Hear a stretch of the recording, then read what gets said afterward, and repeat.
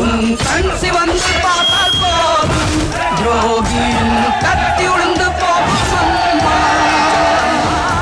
ஓவியத்தில் உன்னை பார்த்தால் அதே உன் உள்ளத்தை காட்டும் அம்மா. அனைவரையும் ஆதரிக்கும் தாயாகிய அன்னபூர்ணி நீ அம்மா.